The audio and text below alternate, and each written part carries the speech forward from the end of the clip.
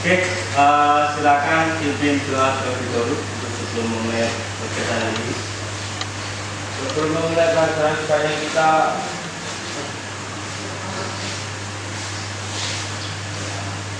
banyak berdoa menurut agama dan kepercayaan kita masing-masing. Berdoa mulai.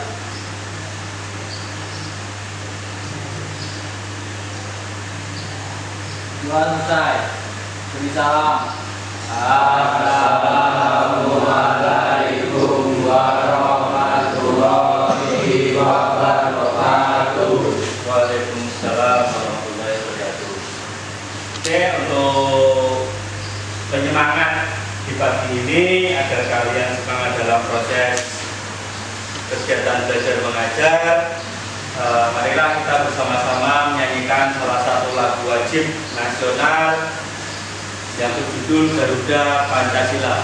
Pada hitungan ketiga dimulai. 1, 2, 3. Garuda Pancasila, akulah pendukungmu, patriot proklamasi, setia berkorban untukmu. Pancasila dasar negara, rakyat adil makmur bersama. Muhammad Kuryati Cahya, Muhammad Isan, Muhammad Rifki, Naza, Pramuditya, Ridwan, Tabar, Windu, Yogi. Oke, saya kira semuanya hadir, semangat, masih tetap semangat untuk melakukan proses pembelajaran. Baik, materi hari ini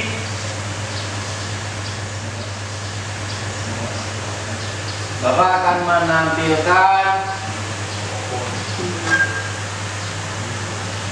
materi terkait pemeliharaaan mesin kendaraan ringan dalam materi mendiagnosis kerusakan kepala silinder. Nah,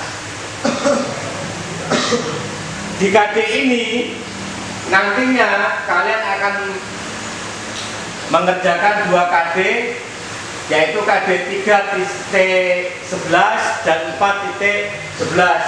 Untuk KD 3.11 itu adalah KD pengetahuan mendiagnosis kerusakan mekanisme blok silinder dan kelengkapannya. Terus untuk di KD 4.11 itu kalian nantinya akan melakukan praktek, yaitu memperbaiki mekanisme blok silinder dan kelengkapannya. Nah, sebelum kalian nanti melaksanakan pembelajaran praktek, alangkah baiknya kita melakukan pembelajaran terlebih dahulu di KD 3.11, yaitu mendiagnosis kerusakan mekanisme blok silinder. Nah, di KD ini dalam tujuan pembelajarannya kalian nantinya akan melakukan diskusi dan menggali informasi agar dapat memerinci. Apa yang diperinci? 1. Cara membongkar dan memasang silinder blok sesuai dengan SOP. Terus kemudian adalah tujuan berikutnya adalah melakukan diskusi dan menggali informasi untuk menguraikan apakah nanti dalam video yang saya tampilkan gejala-gejala ataupun kerusakan-kerusakan yang ada di dalam silinder, ada di kepala silinder. Nah, silakan kalian saya bagi menjadi 3 kelompok. Dari masing-masing kelompok nanti mengamati hasil videonya, terus mempresentasikan apa yang telah diamati. Oke, silakan kalian simak baik-baik terkait dengan video berikut ini.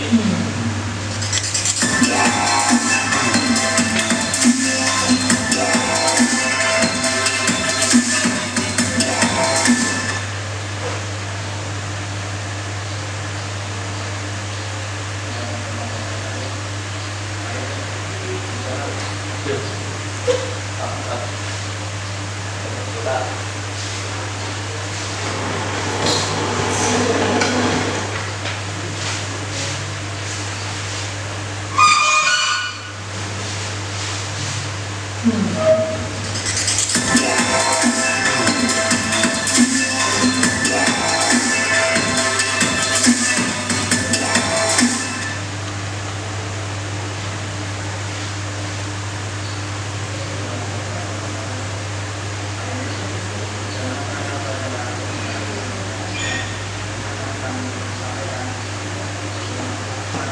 dicermati, bila perlu kalau butuh dicatat, dicatat. Oke,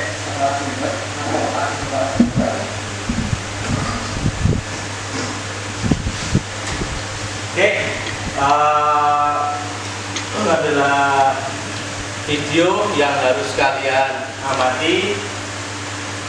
Terus silakan dari masing-masing kelompok untuk mempresentasikan apa yang sudah diamati dalam video tersebut.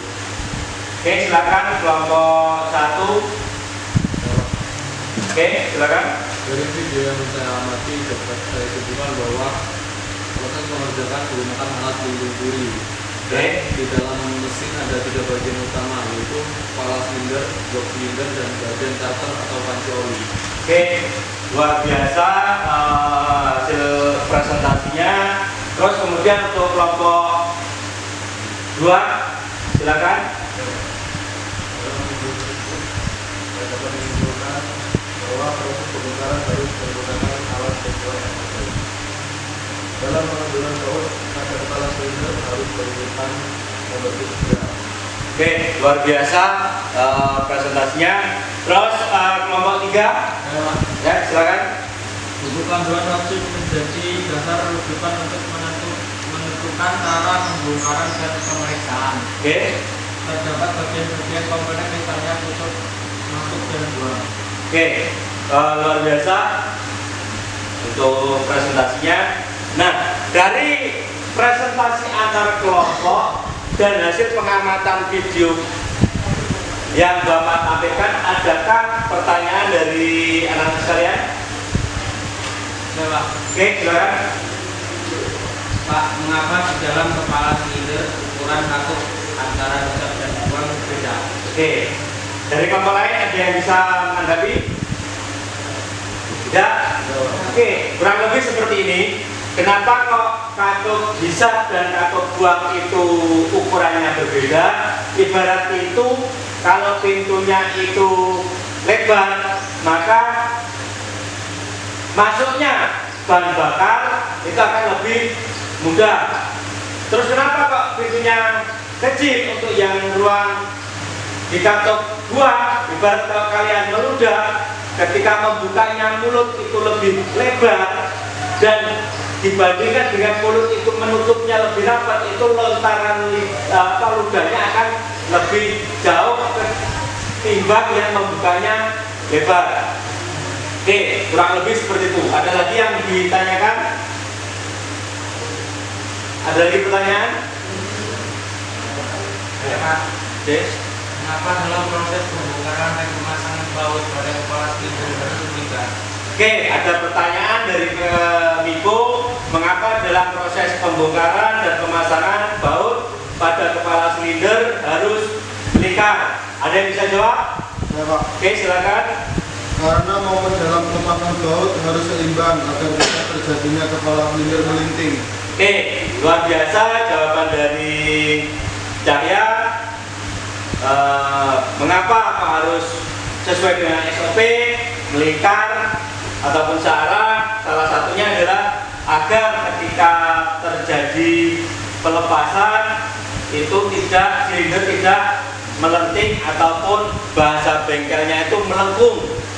Oke, baik, untuk berikutnya adalah Bapak sampaikan materi terkait dari hasil diskusi kalian luar biasa. Akan Bapak sempurnakan kita terkait dengan materi-materi yang sudah disampaikan tadi. Jadi komponen utama dalam mesin itu kurang lebih ada kepala silinder, blok silinder, terus torak dan batang torak, poros ekor, mekanisme katup, dan oli. Itu adalah komponen-komponen utama. Nah, yang kita bahas ini adalah di bagian kepala silinder. Ini kepala silinder. Nah, dari hasil pengamatan video yang kalian amati itu sebenarnya banyak. Salah satunya seperti yang telah rekan-rekan kalian sampaikan. Yang pertama, kepala silinder itu adalah sebagai tutup bagian atas silinder. Makanya dia dinamakan kepala silinder. Posisinya di posisi mesin paling atas. Terus di dalam kepala silinder itu ada beberapa komponen. Salah satunya itu ada lubang oli, ada lubang air pendingin, ada lubang pemeriksaan. Pemeriksaannya itu adalah pemeriksaan kebocoran, pemeriksaan kerataan, pemeriksaan keretakan. Itu adalah untuk pemeriksaan. Dan yang terakhir adalah pemeriksaan tinggi kepala silinder. Nah, dari pemeriksaan-pemeriksaan ini nanti kita akan praktekkan untuk yang di pertemuan berikutnya. Nah, seperti yang kalian amati di pembongkaran tadi, cara membongkarnya ini adalah menggunakan SST. SST itu alat spesial untuk pelepasan pegas katup. Caranya bagaimana? Ulirnya didorong, ditekan sehingga penguncinya sudah bisa terlepas. Nah, ini adalah cara pemeriksaan kerataan. Ini menggunakan mistar baja atau menggunakan straight edge. Karena kita tidak punya alat SST-nya, kita menggunakan mistar baja, dan alatnya yang lain menggunakan filler gauge. Nah, caranya bagaimana? Mistar baja disilakan dengan posisi 1, 2, 3, 4, 5, 6, 7, baru di bawahnya digesek-gesekkan filler gauge dengan standar pengukuran 0,05 untuk silinder headnya dan 0,10 untuk manifoldnya. Oke, sampai di sini ada pertanyaan? Cukup? Saya rasa pertemuan kali ini sudah cukup. Mengerjakan lembar kerja peserta didik. Untuk formnya nanti saya akan share ke grup WA kelas. Nanti harapan Bapak setelah kalian pulang atau untuk pertemuan berikutnya, kalian sudah bisa mencari bahan-bahan referensi dari sumber lain, baik itu internet ataupun modul-modul pembelajaran yang ada di internet. Untuk pertemuan berikutnya kita akan mendiskusikan dan langsung bisa melaksanakan praktek untuk bagaimana mendiagnosis kerusakan kepala silinder. Sebelum Bapak akhiri untuk pertemuan kali ini, silakan ketua kelas untuk memimpin doa terlebih dahulu.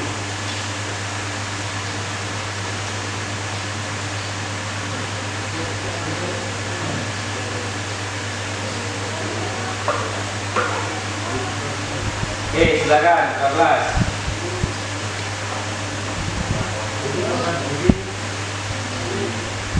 Sebelum kita mengakhiri pelajaran, sebaiknya kita berdoa. Menurut agama dan kepercayaan kita masing-masing, doa mulai.